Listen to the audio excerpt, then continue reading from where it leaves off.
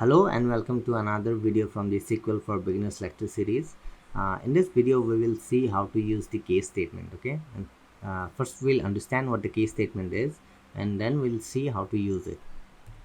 So, a case statement allows us to map one or more conditions to a corresponding value for each condition. You start a case statement with the word case and conclude it with an and. Between those keywords, you specify each condition with a when, like the condition, then, like the value, like the condition and the corresponding value are supplied by you. Okay, and after specifying the condition value pairs, you can have a catch-all value to default to if none of the conditions were met, which is specified in the else. Okay, so let us open Microsoft SQL Server Management Studio and we'll see how to execute this and what the output looks like. Okay, so I have opened Microsoft SQL Server Management Studio and I'll start a like new query workspace. And first we'll be using this diabetes database, which has a column table of with the same name diabetes. You can see it here, this one. Okay, so we'll use the diabetes database,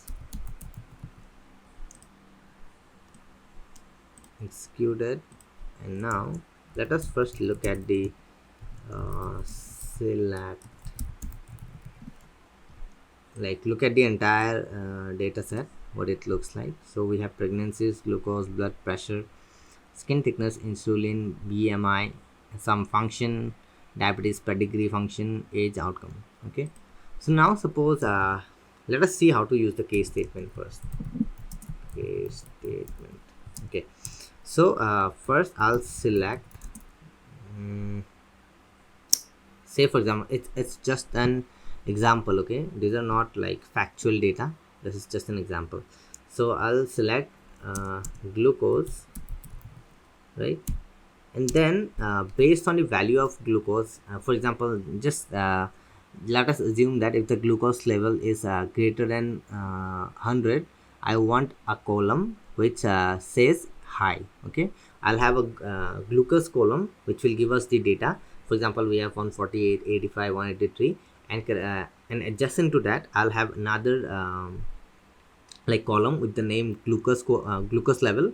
And then we'll just if it is more than 100, I want it to be in the column, under the column, I want it to be high, and if the glucose level is below 100, I want it to be low. Okay, so how to do that? So for that we'll use the case statement. Okay, case, and then write our when glucose is greater than 100, then high. Okay, again when glucose is less than 100, I want it to be low. Okay, and then we'll use the and as I want to call it glucose level, for example, or without using this I can use brackets, like square brackets, right? And I'll get it from the diabetes table, right? So now if I run this, and we'll see I have glucose. So this is because this is more than 100. It says 148, so I'll have glucose level high. If it is 85, it is low. If it is 183, high, and so on. See, we are able to create this column and have corresponding data like value associated based on the value of the glucose, right? So we can use the case statement like this. So now we will see how to we want to create like two columns and call it diabetic and non-diabetic, and we'll have the glucose value separated based on its outcome. Okay, so let's try it using a where statement first and see where we come across the problem, and then we'll go for the case statement. Okay, so let's select glucose glucose and from diabetes. So where outcome equals to, for example, 0. We want the glucose levels of people who are non-diabetic. Okay, execute, and we have this. But the problem here is I'm not able to create I'm not able to create two columns, because I cannot have where statement. I cannot have a where statement where I have outcome both 0 and 1, right? In order to write for diabetic people, I'll have to write a separate query where I write the same all these same statements here, but change the outcome equals to 1. But that will be a separate query. So what we can do is we can use the select statement here. For example, select glucose, then case when outcome equals to 0, then glucose else 0, and as this is outcome 0, so non-diabetic people,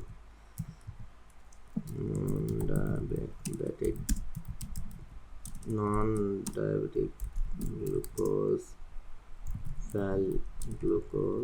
level, something like this. And if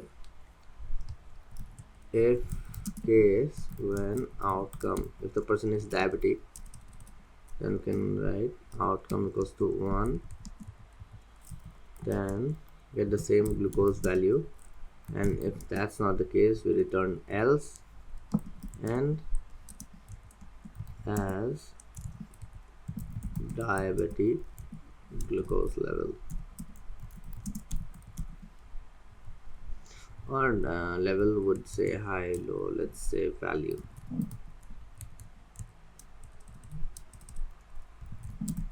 Okay, and we want to specify from the diabetes table.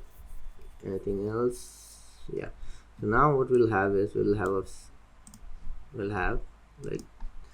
have glucose. We can also include the outcome just to show you, or maybe just remove glucose altogether. Let's see what happens now. Execute. Yeah, so if the outcome is 1, means the person is diabetic, so we'll have something under the diabetic glucose value 148. Okay, so and the non-diabetic glucose value will return a 0 as we have specified here, right? So if the outcome is 0, we'll have the value under the non-diabetic glucose value, and so on, right? So this is a handy way of handling requirements we have. And yeah, this is how you can use case statement to sort of write queries and get results that you want. So this is it for this video.